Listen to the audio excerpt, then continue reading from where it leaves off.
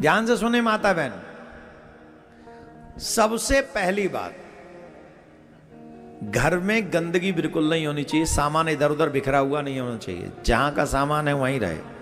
सुबह उठते ही आपके बिस्तर सेट हो जाने चाहिए। ऐसा नहीं कि सुबह उठ के चले गए, बिस्तर पड़े हैं, कंबल पड़ा है, उसको कहे तो रजाई पड़ी है अभी, और जब शाम को कहे तो 4 बजे। कई तो ऐसे होते हैं करते ही नहीं, फिर घुस जाएंगे आके, बिस्तर में ऐसे ही पड़ा है वो। ये दरिद्रता की निशानी है। प्रत्येक मनुष्य को चाहिए जैसे ही बिस्तर छोड़े सबसे पहले बिस्तर सेट कर दे, कंबल इत्यादि रजाई वगैरह की घई करे, तकिया अपनी जस की तस करे, चादर ठीक करे, उसके बाद कमरे से बाहर जाए। दूसरा, जो भी सामान है इधर उधर बिल्कुल ना पटके, जहां का सामान है वहीं रखे, घर में सफाई रखे। टूटे हुए बर्तन कभी प्रयोग ना करें। रसोई में कोई भी बर्तन टूटा हुआ नहीं होना चाहिए। जो लोग टूटे हुए बर्तन यूज करते हैं वहां भी लक्ष्मी जी की बड़ी बहन आती है। लक्ष्मी जी की बड़ी बहन का नाम है दरिद्रता।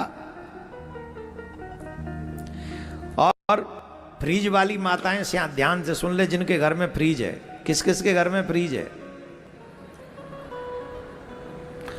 जिन जिन के घर में फ्रीज है हाथ उठाओ।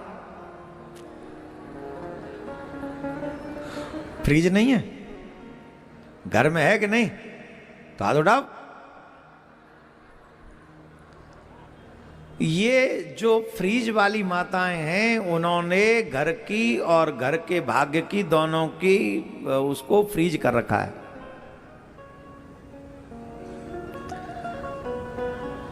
जो रात के आटे को सुबह बनाकर खाती हैं कि सुबह बच्चे को 6 बजे स्कूल में जाना है और फिर इतनी जल्दी मारना ना पड़े, इसलिए रात को ही मार के फ्रिज में रख के सुबह फिर निकाल के ले जा पनपति, सेक दिए परामठे। कौन कौन रात के रखे हुए आटे को भोजन बना के खिलाती हैं और खाती हैं? हाथ उठाओ।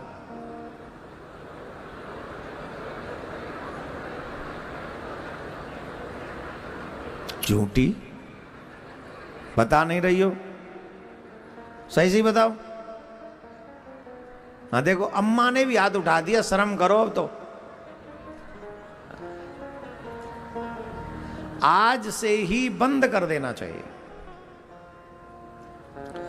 दोपहर का आटा रात में प्रयोग मत करो और रात का आटा दिन में प्रयोग मत करो। आटा उतना ही लो जितना उस समय यूज हो सके, क्योंकि सद आटे से ही हमारी बुद्धि विवेक जागृत होता है। रखा हुआ अन्न अगर हम आटा अगर रखा हुआ खाएं तो उससे हमारी बुद्धि, हमारा भाग्य मंद पड़ जाता है।